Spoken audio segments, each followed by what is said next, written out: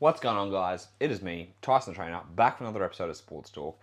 And today, we're going to be talking about just a few tips in order to be able to manage your eating at night. Because there are still some athletes out there who tend to go a little bit over the top at night time and tend to binge eat. And again, even though you're eating thousands of calories a day, you may be someone who struggles with this, just like I used to do it. So I want to give you guys some tips that could help you prevent binge eating going forwards. Okay. Now, again, firstly, there is nothing wrong with you if you are someone who does binge eat. A lot of people who you wouldn't assume do struggle with binge eating, and it's easy to feel alone because people aren't going to be open about it. They're not going to be honest about it. They want to keep it to themselves because at the end of the day, it's not a good thing to be. Well, sorry, I don't want to say that. It doesn't feel good to talk about that. It can be embarrassing for people. They feel like they're not good. They feel like they should be able to get through this, no worries. And so if you are someone who thinks or who doesn't talk about this and you think you're alone with this, you are absolutely not. Now, it is more prevalent in females than it is males, but that doesn't mean that males don't suffer with it. I am someone who suffered with it for about 5 years. It was actually a big struggle. And this is also while I was a PT, first coming out. I think I started struggling with it in about 2014, and it went to about 2018. So about 4 years, sorry. And this is also while I was starting to be a PT. And I just I was trying to help these people get fit and, improve that. I wasn't really into nutrition then, and I wasn't giving nutrition advice, a little bit here and there, but I felt like, I have to be doing this, and I was trying to be as lean as possible and focused on just being, shredded, and that was actually fucking really, really negatively impacting me. And so I think, with someone who was in the fitness industry struggling with that, I do want to talk about it, because again, athletes themselves do struggle with this, they just don't like to talk about it. Right? Now, the first thing is it'll probably usually happen when you are trying for a weight sport, because you think you have to be a certain weight. You're always aiming for that. It puts on constant pressure on yourself. And then we tend to internally, use the food as an emotional coping mechanism. So if you are someone that struggles with this, the first thing you need to think about is your food is there to support your performance overall. Okay? There is no good or bad food as an athlete, because you're usually going to have a higher calorie expenditure overall. And in saying that, you shouldn't be as obsessive as you think you need to be. Even though you're an athlete, even though you do require more things than a normal person, does not mean you should be trying to be as obsessive as possible with your nutrition, okay? Because what I found from a lot of people who struggle with their nutrition are the people who think they have to be perfect with it. And as athletes, people who are a little bit more, I want to say neurotic, even though, it might not sound like a good word, who like to overthink things more, who like to dot every T, who like to cross every I, dot every T, cross every I, dot every I, cross every T. It's actually about breathing and being okay, that you do not need to be a perfectionist, right? This was one of the best things that I ever thought about, was not having to think about specific numbers. Do I need this many carbs a day? Do I need this much protein? Do I need this amount of calories? Because that obsessive tendency causes a lot of stress, which you would definitely know about, right? Everyone's always thinking about I have to make up this weird concoction for dinner because I only have 30 protein, 70 carbs and 3 fat. And then it ends up being some fucking cottage cheese with salad and just some mixed together concoction. And it's okay to not have a carb and a fat ratio, right? So I give people a macronutrient range within their calories, okay?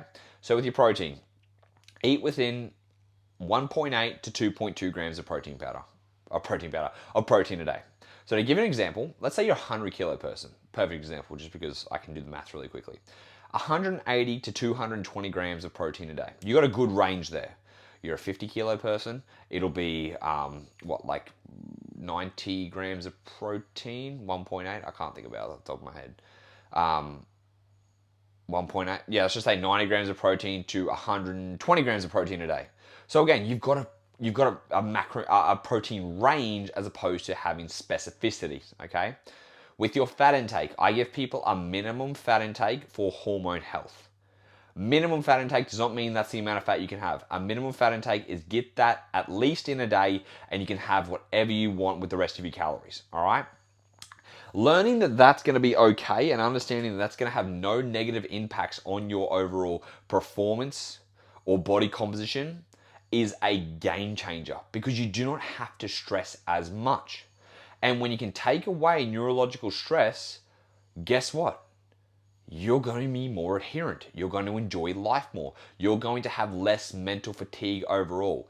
People cook themselves through mental stress because they think they have to be perfectionists when they don't. Okay? So again, if let's say for example, let's just do the whole 100 kilo thing because it's easier for me to do math. All right, you're 100 kilos. You need 3,200 calories a day, 3,500 calories a day. You need to get between 180 to 220 grams of protein. So if I was to do the math really quickly on top of my head, which I'm trying to think about, it would be like, 400?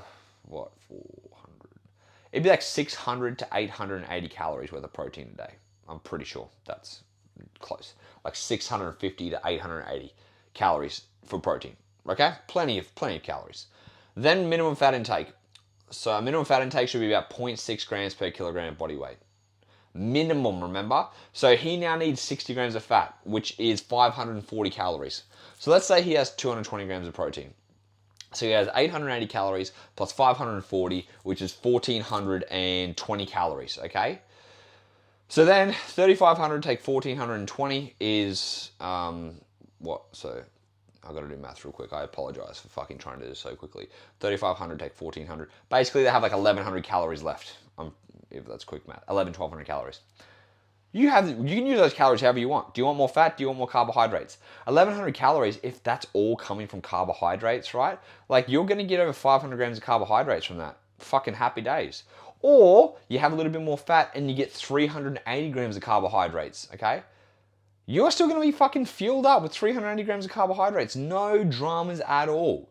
And you're going to find that there's going to be no body composition changes whether you have 500 grams of carbohydrates or 380 grams of carbohydrates, okay? You're going to notice some weight fluctuations a little bit, but like body composition will not change. And if you want proof, take your measurements, take your photos, take all these things. Don't just rely on the weight, okay? So measurements and photos will be better indicators. And do it for a week, and then look at the end of the week. Do you look significantly different from last week? The answer is going to be no. If you're controlling calories and if you're eating the same amount of protein, all right? You will not look significantly different. No one's like, oh, see what happened? I went from eating 380 grams of carbohydrates to 500 grams of carbohydrates a day, and I just completely changed everything. I dropped body fat, I look leaner, everything changed. It doesn't happen like that. It absolutely does not. So learning to actually take a step back and being a little bit more okay with having ranges will take that mental stress off and cause a lot of people to stop overeating, to stop binging, to stop being so obsessive, because now you're going to show yourself that you can do that and there's going to be no negative ramifications. And the best thing about this is that we have the data, or you have the data for yourself, right? Because all you have to do is just track it, track your calories, track within your protein range, like after your minimum fat intake, let the calories do whatever they want to do for the rest of the day, and show yourself that there's no negative ramifications from this. And it's going to take a lot of mental and physical stress off you, and you're probably going to be more adherent because now you're not thinking about what do I have to eat today exactly, right? I've got this for lunch. Okay, I need to have. Oh, fucking now I've got to organize my dinner and it's supposed to be this amount of carbs, this amount of fats, this amount of protein. No, you get the freedom to have a little bit more, and to eat actual meals versus eating just macros, Because people get fucking weird about eating specific macros and it's like, dude, that's not a meal. Learning to eat like a normal person again is actually quite weird because now we look at food all the time as macros, which is fine. But it's like learning to be okay that you don't have to eat weird fucking concoctions. Relaxing a little bit will change that mentality overall. Which is, I think, a really important thing because I know a lot of athletes do get caught up in this perfectionist mentality. So being able to take a step back, right, and breathe a little bit. Because again, even like optimization doesn't require 100% obsessiveness. You can get away with optimizing, right, the big rock principles, which is calories, protein, minimum fat intake, and obviously having some carbohydrates for your intensity, but not going to that nth degree level. That's not going to, you're not going to be between first and second. I'm telling you right now, having 120 grams of carbohydrates between first and second place is not going to be the limiting factor, okay? Because like you can't determine 120 calories from carbohydrates.